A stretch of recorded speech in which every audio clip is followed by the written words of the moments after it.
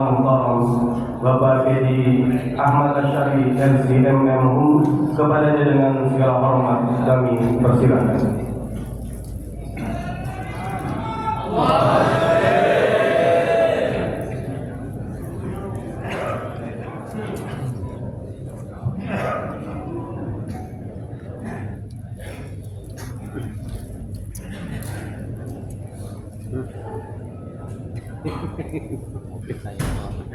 Sono. وإذا حييتم بتحية فحيوا بأحسن منها أو ردوها فأحييكم بتحية الإسلام. السلام عليكم ورحمة الله وبركاته. Waalaikumsalam warahmatullahi wabarakatuh. الحمد لله القوي سلطان الواضح برهان المبسوط في الوجود كرمه وإحسانه تعالى مجده وعز ما شاء خلق الخلق الحكمة وطوى عليها علما ثم الحمد لله القوي الغالب الوالي الطالب الباعث الوارث المانح السالب عالم الكائن والبائن والزائد والذاهب يسبحه الآفل والمائل والطالع والغارب ويوحده الناطق والصائب والجاهد والذائب يضرب بعدله الساكن ويسكن بفضله الضارب. أشهد أن لا إله إلا الله وحده لا شريك له وأشهد أن سيدنا وحبيبنا محمدا عبد الله ورسوله لا نبي بعده. اللهم صل وسلم على سيدنا محمد نور الأنوار وسر الأسرار وقريات الأغيار ومفتاح باب اليسار وعلى خليفته من بعده بالتحقيق خليفة رسول الله سيدنا أبي بكر الصديق وعلى من نطق بالحق والصواب شهيد المحراب أمير المؤمنين سيد العمر الخطاب وعلى من استحيت منه ملائكة الرحمن محيي الليالي تلاوة القرآن ذي النوائب سيدنا عثمان بن عفان وعلى ليث بني غالب إمام أهل المشارق والمغارب أمير المؤمنين سيدنا علي بن أبي طالب وعلى آله وأزواجه وذريته وأهل بيته الطاهرين وعلينا معهم وفيهم برحمتك يا أرحم الراحمين. عباد الله فإني أوصيكم وإياي بتقوى الله تقوى إله العالمين فإنها عز وحرز في الدنيا والمرجع فيها إلى الدارين واستمسك بها والزم تنال ما تشتهي وتدعي.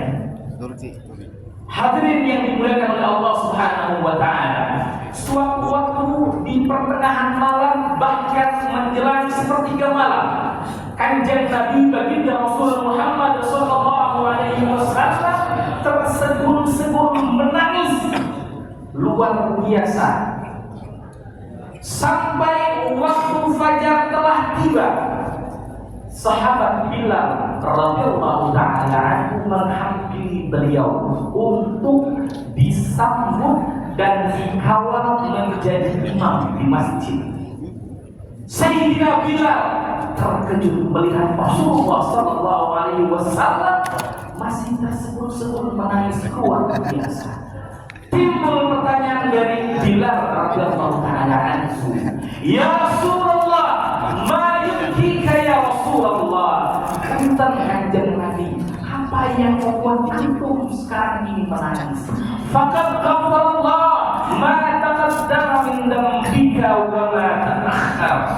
Padahal Allah Subhanahu wa taala telah mengampuni antum yang terlampau maupun yang akan datang. Apa jawaban Kanjeng Nabi Muhammad sallallahu alaihi wasallam? Bagaimana wahai Bilal, aku tidak menangis? Telah turun kepadaku ayat azimah. Ada ayat yang turun kepada Rasulullah sallallahu alaihi wasallam yang begitu agung dan dahsyat, dan ini selalu diamalkan oleh Rasulullah sallallahu alaihi wasallam setiap beliau bangun tidur selalu membaca ayat ini. Fawailun liman qara'aha wa lam yatadabbar fiha. Sabda Rasulullah sallallahu alaihi wasallam, celaka orang yang hanya membacanya dan tidak tadabbur pada ayat-ayat ini.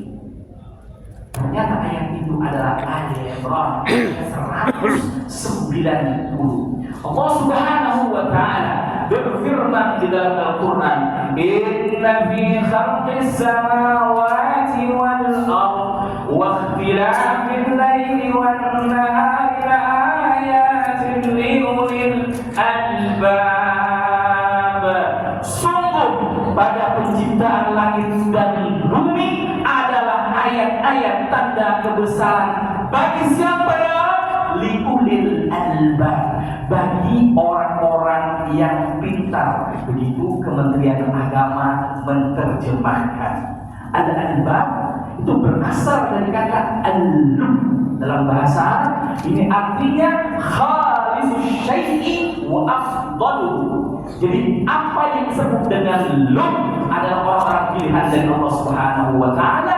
Setiap sesuatu yang ada bagian terbaik maka disebut dengan lub. Orangnya, jamaknya, bentuk pluralnya disebut dengan ulul albab, orang-orang yang pintar. Saya yang hadir di sini bersaksi, mudah-mudahan jamaah JSL dan juga bersuci adalah golongan orang-orang ulul albab. Amin.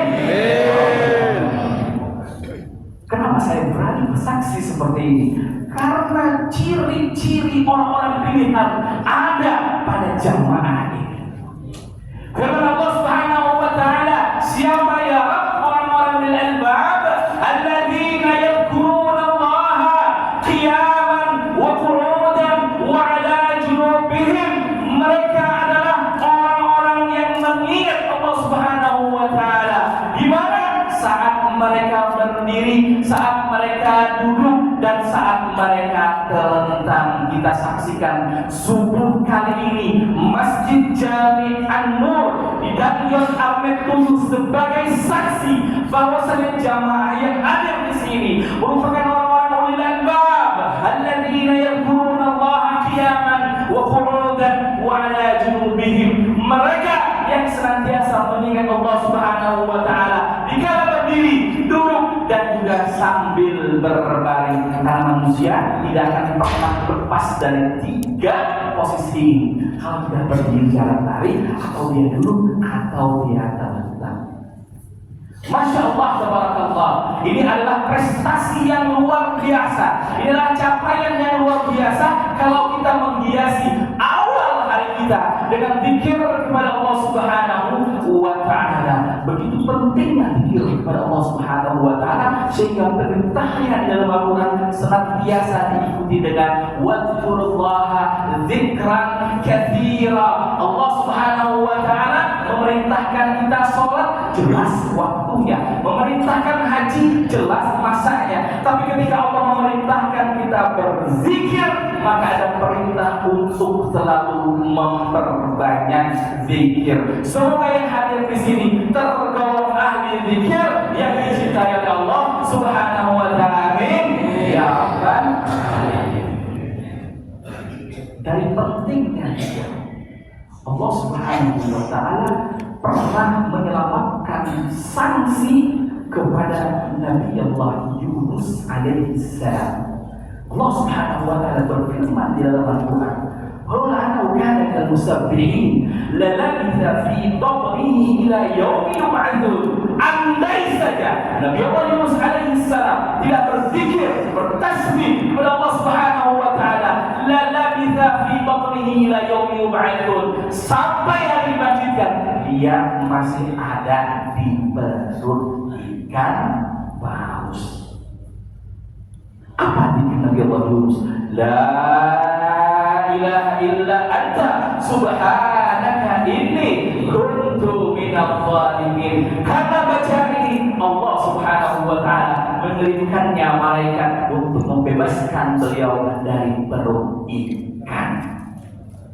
Zikir ini baik untuk kita selalu dawamkan minimal 100 kali dalam sehari.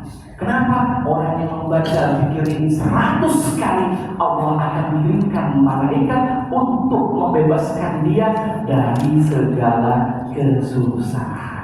Masya Allah, tabarakallah. Yang hadir di sini semuanya kayaknya nggak ada yang wajah-wajah susah ini. Semuanya wajah-wajah berseri-seri. Yakin ini semuanya ahli zikir, jadi tidak akan pernah ada kesusahan. Kalau nggak ada susah, mungkin mampu menyembunyikan kesusahan. Oh, pas nama gitu.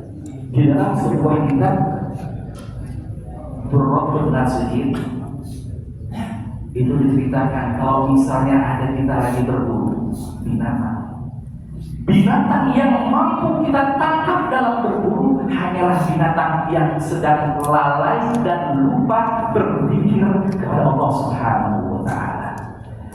Jadi kita mampu menyelamatkan kita dari mara bahaya, bahkan nyawa kita jangan-jangan sampai hari ini masih bisa terselamatkan karena zikir kita kepada Allah Subhanahu wa Ta'ala.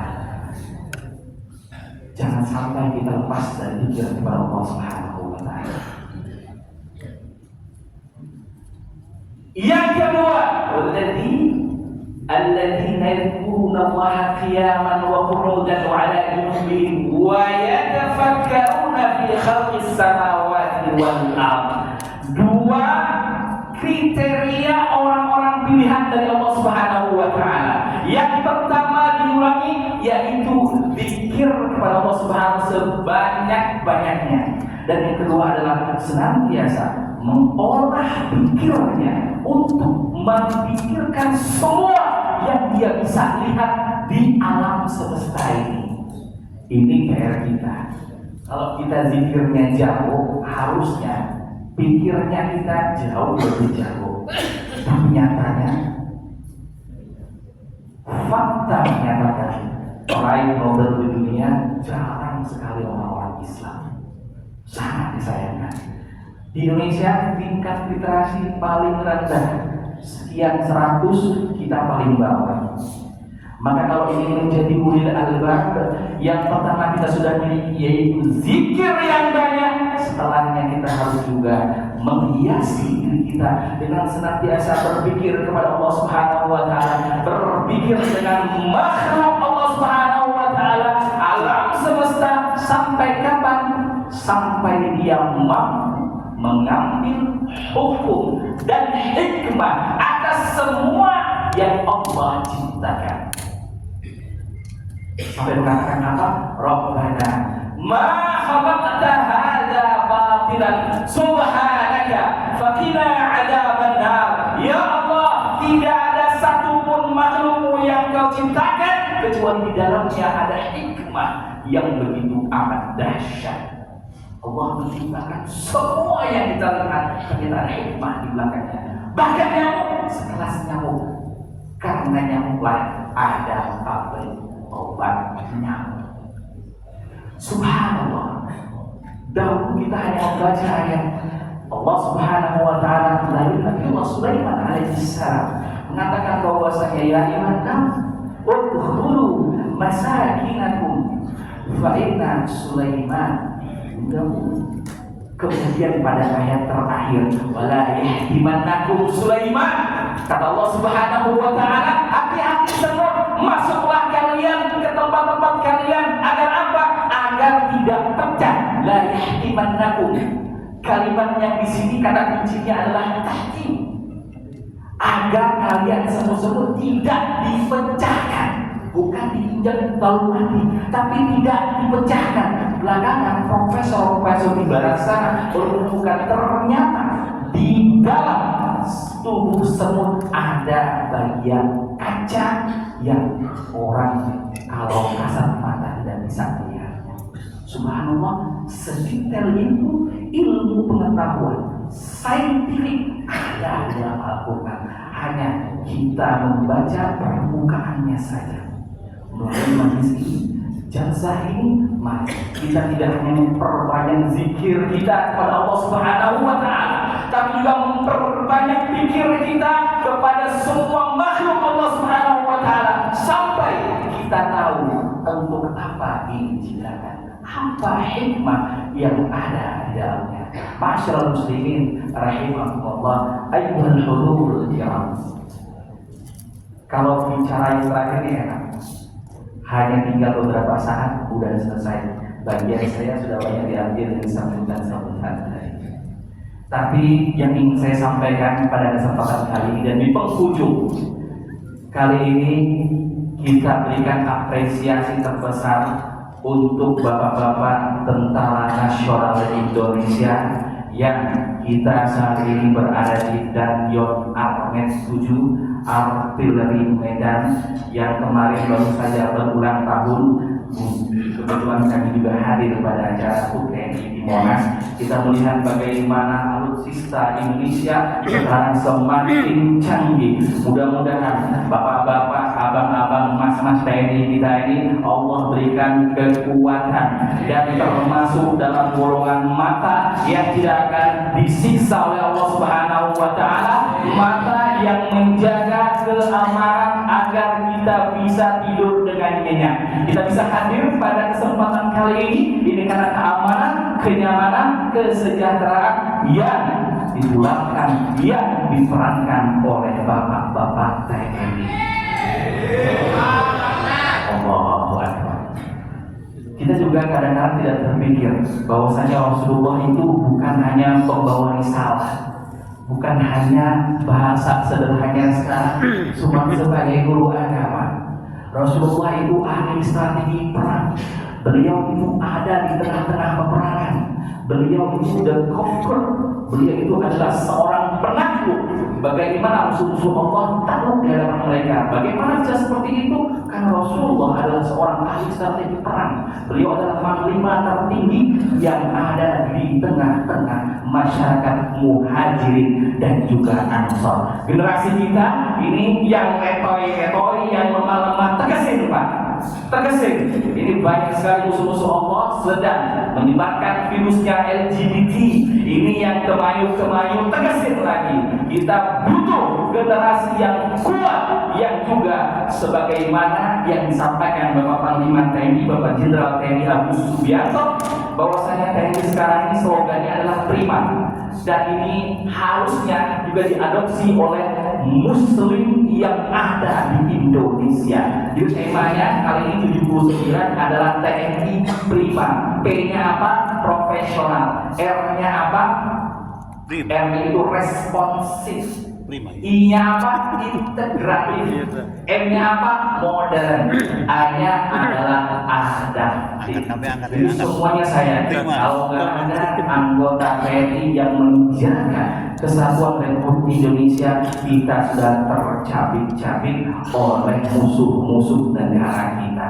Dua hijau ini harus kita pertahankan di NKRI kita yang terdaulat ini. Hijau pertama adalah umat Islam. Kita harus jaga para alim ulama, kita jaga para tuan guru kita jaga para habaib kita jaga umat Islam dari koyakan-koyakan Allah, musuh-musuh Allah Subhanahu wa taala yang selalu mengancam. Dan juga kita jaga, kita respect, kita hormati bapak-bapak TNI yang sudah mewakafkan dirinya untuk kebutuhan NKRI sesuai dengan slogannya. Ya, kalau di TNI AD itu slogannya adalah Kartika Eka Paksi, mana adalah burung yang gagah perkasa. Kalau di laut namanya Jalaseva Jaya Jaya Mahe. Justru di laut kita berjaya. Kalau di angkatan udara ada namanya Swabuana Paksa, sayap yang menjaga udara Nusantara. Mudah-mudahan kita doakan negara kita ini tambah maju, insya Allah. Dengan majunya dua hijau ini, insya Allah negara kita akan menjaga negara yang badah tayyibah walaupun ghafur. Insya Allah pada masa yang akan datang kita akan menghadapi hajatan demokrasi yang begitu besar. Di beberapa kesempatan kami bertemu dengan beberapa petinggi TNI itu selalu mengingatkan bahwasanya pilkada ini jauh lebih rentan daripada pilpres karena ada di 508 titik dan berada di 37 provinsi. Kita umat Islam, warga Cikiwul dan juga warga Limus Longgal jangan sampai pernah mau diprovokasi. Pilihan boleh beda, tapi ketika masuk masjid, pilihan kita adalah La ilaha illallah Muhammadur Rasulullah sallallahu alaihi wasallam. Mohon maaf atas segala kekurangan. Billahi taufiq wal hidayah, wa ridha wal inayah. Assalamualaikum warahmatullahi